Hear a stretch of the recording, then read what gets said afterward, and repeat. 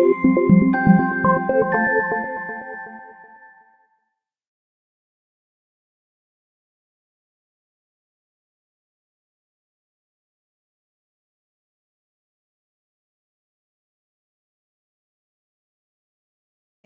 je vais faire une brève introduction de ma organisation. Comme l'a dit, nous sommes une entité sociale qui représente les personnes avec handicap physique en Espagne. La plupart des personnes que nous représentons sont des personnes souffrant de traumatismes de la moelle épinière, c'est personnes paraplégiques ou tétraplégiques. Et notre entité a une expérience de 30 ans parce qu'elle agroupe trois fédérations différentes qui sont encore plus vieilles que la nôtre. Et nous travaillons dans le tourisme accessible et depuis plus de 10 ans. Depuis les années 90, le cycle dernier, comment est-ce que le dernier siècle. Et on est membre de différents groupes de travail liés avec le tourisme accessible. ENA, par exemple, et aussi je veux citer l'association innovatrice et empresariale de tourisme accessible et socialement responsable, à laquelle appartiennent aussi d'autres entreprises de la Fondation 11. Et une d'elles, c'est celle de Pilar Sorret, qui est Via Libre. Qu'est-ce que fait Predif pour le tourisme accessible? On a 2 lignes d'action. Une est dirigée aux personnes handicapées parce qu'on organise des vacances pour les personnes handicapées. On les représente dans différents groupes de travail et en faisant sensibilisation au secteur tourisme sur les besoins des personnes handicapées. Et aussi, on donne renseignements sur les ressources accessibles d'Espagne aux personnes. Et il y a une autre ligne de travail qui est plus dirigée pour les professionnels du secteur public ou privé, que c'est la sensibilisation, la formation, la consultance et l'investigation, la recherche. Et Predif a créé une méthodologie pour analyser l'accessibilité des établissements touristiques dans l'année 2012. Cette méthodologie a été créée par une équipe multidisciplinaire qui était représentée par les différentes associations espagnoles qui représentent l'handicap. Il y avait aussi d'organisations gouvernementales. Ils étaient représentés les aveugles, les personnes avec handicap auditif, et aussi maintenant, cette méthodologie a été avalée par les personnes avec handicap mental. Et dans cette méthodologie a contribué aussi beaucoup de professionnels du secteur touristique. Et qu'est-ce qu'on a fait? Notre référence, c'était déjà les standards espagnols d'accessibilité universelle, la régulation nationale et autonomique et les bonnes pratiques. Et on a fait une série de questionnaires qui évaluent tous les niveaux de l'accessibilité pour une ressource touristique. Et on l'a fait pour 2 types d'établissements. Originellement, c'était pour les hôtels, les hébergements, et pour les restaurants. Mais cette méthodologie a évolué. Et initialement, on avait à peu près 15 questionnaires, mais maintenant, il y a 25 questionnaires. Et pour évaluer un site, les plus petits questionnaires, il y a 50 questions, et ceux qui sont plus grands, il y a 143 questions. Donc, pour évaluer un site, un technicien de Predif doit répondre à peu près à 2000 questions. Usuellement, nos techniciens sont des personnes expertes en accessibilité. Et on évalue tous les types, les nécessités de tous les handicaps. Grâce à la collaboration de Fondation 11 et Fondation Vodafone España, Cette méthodologie a évolué et a devenu chaque fois plus compliquée, ça peut dire, parce qu'on a fait différents guides de tourisme, guides touristiques. On a commencé avec l'évaluation des hébergements, après les restaurants, monuments, sites touristiques, espaces naturels, espaces ludiques, et les voies vertes, que je ne sais pas si c'est ça en français qui se traduit, oui. Et maintenant, le dernier travail qu'on a fait, c'est les routes du vin de l'Espagne. Alors, et toutes ces guides touristiques ont fait avec cette méthodologie. Maintenant, on a passé d'avoir 2 catégories à avoir 10 catégories et 30 sous-catégories. Et les catégories sont hébergement, restauration, office d'information touristique, monuments, établissements du patrimoine historique, musées, centres culturels, salons et congrès, nature et plage, installations sportives et itinéraires touristiques. Mais moi, je vais parler maintenant comment cette méthodologie a passé d'être une méthodologie d'être des questionnaires en papier qu'on complimentait dans chaque site. Et maintenant, cette méthodologie est automatisée et digitale parce que grâce à Fondation Vodafone, on a créé une app pour nos techniciens. Et on a maintenant une application mobile qui est interne, une application qui n'est pas publique, ou qui a tous les questionnaires qu'on a créés avec les associations de personnes handicapées.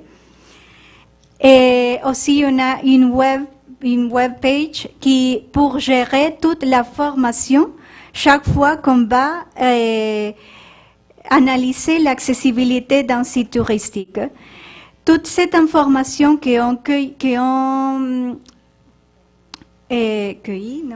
recueille, c'est ça. C'est toute information qu'on recueille avec l'application des techniciens va à une base de données qui après de cette base de données passe à une application publique et spécifique de tourisme accessible qui s'appelle Tour for All. Et alors, on a inventé aussi des outils publics et les outils publics sont les suivants. Notre web page, c'est un portail de tourisme accessible, l'application mobile Tour for All et le géoportail de tourisme accessible que c'est une espèce de Google Maps spécifique de tourisme accessible et je me rappelle comment le dire en français, Capalayer. C'est une autre application qui est de réalité augmentée, se dit? Oui, une autre application qui est spécifique de réalité augmentée, qui s'appelle Layar. Maintenant, Predif, à la fin de cette année, aura enregistré ou évalué de 1979 sites touristiques en Espagne, mais pas tous les sites apparaissent en Tour for All, seulement ceux qui ont les critères d'accessibilité décidés par Predif. Ce sont seulement les plus accessibles sont publiés en Tour for All. Et de tout ça, ce graphe, ce que démontre, c'est que on a beaucoup d'informations, par exemple, sur les hébergements d'Espagne, sur les restaurants aussi, et à continuation sur les musées et les centres culturels. Mais l'application est faite pour où il y a un peu de tout. Toute cette information est publiée à notre webpage, aussi à l'application Tour for All qui a différents outils. Avec l'application, vous pouvez rechercher un lieu. Vous pouvez identifier les lieux qui sont à moins de 5 km de distance de le site où vous êtes. Une personne doit faire le login et indiquer si la personne a un handicap physique, un handicap, si une personne avec handicap visuel, auditif, intellectuel ou mental, ou aucun handicap, et peut choisir ces particuliers critères d'accessibilité. Alors, L'application est disponible pour Android et iPhone. Voilà à peu près l'information qui présente. On peut chercher par catégorie, par province et par des critères spécifiques d'accessibilité. La deuxième image, c'est comment on voit dans la carte les établissements qui sont plus proches. Et la dernière, c'est comment on fait le profil d'une personne, d'un usager. Comment c'est l'information qu'on donne de chaque établissement? L'information est très descriptive parce que je suis d'accord avec ce que tu as dit. Les personnes handicapées, ce que veulent savoir, c'est l'information qui les permet faire ses propres décisions quand on utilise quand ils visitent un ou un autre établissement.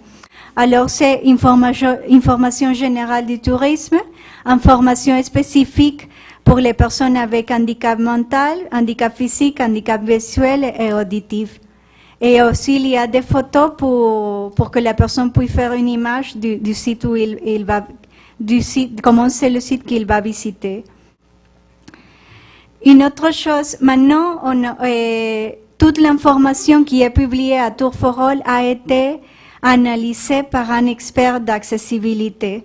Mais on a un projet avec J'accède de partager notre base de données, mais en même temps, il y aura un Tourforol Plus où les usagers vont pouvoir introduire l'information de l'accessibilité des sites. Mais ça, c'est pour le 2015.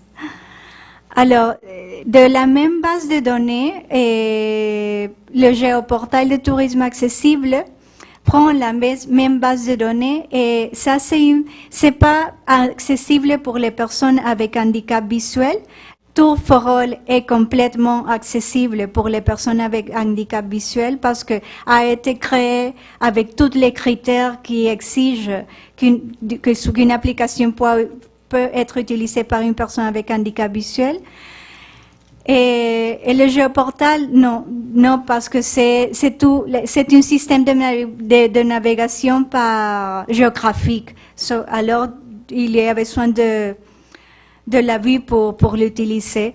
Mais il y a une chose qui est très intéressante, c'est le plan de voyage. Une personne peut planifier ses vacances chez soi, à la maison, et après, elle peut consulter son plan de voyage quand il est déjà dans le site touristique. Ça marche aussi comme Tourforol, les établissements sont choisis par catégorie. Ça, c'est comment se voit le géoportail depuis le portable. Et il donne pratiquement la même information, mais aussi il est connecté aux réseaux sociaux avec Facebook et Twitter. Et une personne aussi peut évaluer, un usager peut faire des commentaires sur les sites, peut opiner si c'est un site complètement accessible, si elle a été bien, si l'attention au client est bonne ou pas bonne. Et aussi, il peut publier dans ses propres profils de Facebook et Twitter une recommandation sur un site concret. Et le dernier tool, c'est la réalité augmentée. Ce qu'on fait, c'est que on est à la rue et on peut chercher avec l'image les sites qui sont plus proches de nous. Quels sont les avantages pour nous, pour Prediv, d'avoir créé tous ces outils?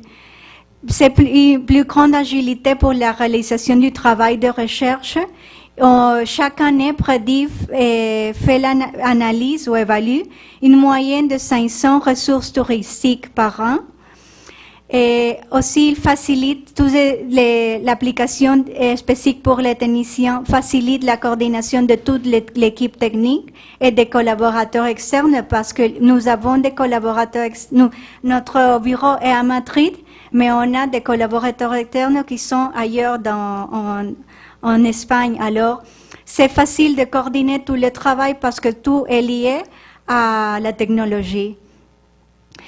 Et facilite la gestion et le contrôle des processus au cours du développement du projet et par conséquent, il améliore la qualité des résultats, permet de générer des données et statistiques sur les conditions de l'accessibilité des établissements touristiques. Par exemple, je peux savoir combien d'hôtels à Valladolid, une cité en Espagne, a une chambre complètement adaptée par une personne handicapée ou une chambre de telles caractéristiques ou un accès à plein pied. Je peux avoir ce type de résultats.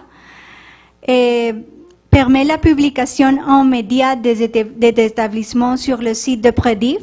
La app en mobile et le reste d'outils facilite l'actualisation des données de par le fait d'être un processus digital, parce que toute l'information qu'on a sur la app, les gesteurs des établissements nous demandent de la maintenir actualisée. Alors, s'ils font quelque chose, je peux le faire, changer ces données immédiatement. Il me permet le géoportal à travers des connecteurs web ou web services, me permet de partager ma information avec d'autres plateformes du secteur touristique. Et aussi, Tourfollow a contribué au positionnement de Predif comme entité qui travaille pour le tourisme accessible. Qu'est-ce que sont notre projet de futur pour Tour4All? On doit créer un réseau d'utilisateurs actifs qui puissent introduire des données sur la propre application. Et on peut traduire toute l'information dans d'autres langues, parce que ça c'est très important et c'est le tourisme. Et on doit inclure dans la propre application le géoportal et la couche layer de réalité augmentée. On peut générer des parcours d'intérêt touristique et quand une personne arrive par exemple à Montréal, puisse connaître quelles sont les routes pour les personnes accessibles dans la cité. Et maintenant, on est en train d'intégrer toutes nos données avec d'autres plateformes du secteur touristique. Par exemple, maintenant, on est intégré avec l'agence de voyage Viajes 2000, qui est une entreprise de Fondation 11, qui a un nouveau moteur de réserve qui est complètement accessible pour les personnes avec handicap visuel. Et on peut aussi intégrer l'interaction avec les réseaux sociaux dans l'application. Et on peut créer un réseau de destination Tour4All, parce qu'en Espagne, on travaille avec beaucoup d'administrations publiques et il y a beaucoup de données de différentes destinations. Alors, il y aura une espèce de réseau de toutes ces destinations touristiques qui vont se nommer destinations Tour4All accessibles. Et à la fin, on est en train de chercher des partenaires pour reproduire ce projet dans d'autres pays, en premier dans l'Union européenne, mais aussi peut-être dans l'Amérique latine. Et au Canada, si vous voulez, nous serons aussi contents. Et merci beaucoup de votre attention. Voilà mes coordonnées.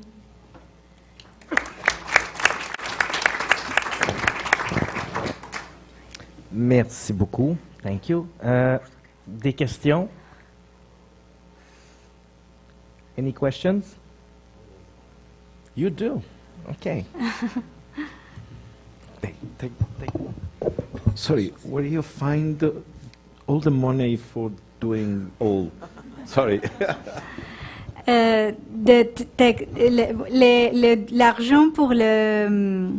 L'argent pour l'application ou la création de l'application, ça a été donné par Fondation Vodafone. Mais maintenant, nous sommes en train de chercher des financements pour l'école de l'Union européenne, pour toutes ces aides financières qui sont maintenant en train de sortir de l'Union européenne, parce qu'on veut on veut améliorer maintenant l'application. Mais pour le travail des techniciens, vous dites, et Fondation 11.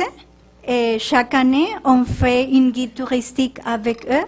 Et eux nous donnent de l'argent pour l'évaluation des sites touristiques, d'une part. Et d'autre part, on travaille aussi avec les différentes administrations publiques qui veulent faire des projets de tourisme accessible. Alors, c'est tout ça, oui, c'est ça. L'application, c'est gratuite et toute l'information, toutes les choses qui sont produites par Prediv, c'est gratuit. Oui, juste un instant, on va vous amener le micro.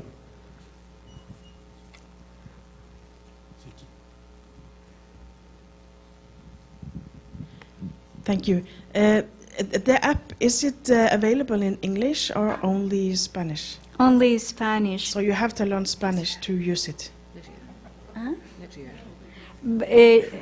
I told that we are working in that because next year we hope that it will be available not just in English but in French, in Portuguese, and in other language. I don't speak French, so I didn't hear that.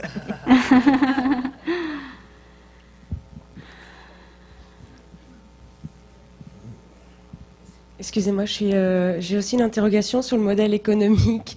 Et après, j'arrêterai parce qu'il y a quand même un sacré avantage à avoir une application qui puisse être traduite en plusieurs langues. Gratuité sur cette application quand elle sera multilingue? C'est vraiment une interrogation que j'ai. Ce qu'on cherche, c'est que, en premier lieu, la visibilité de notre organisation quand on donne gratuitement les données. Mais on espère, par exemple, on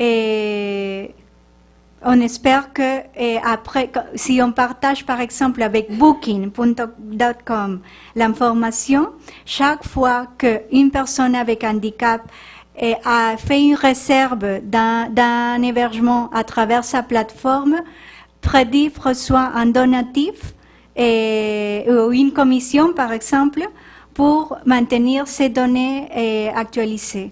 C'est ça. C'est ce qu'on pense que ça pourrait marcher.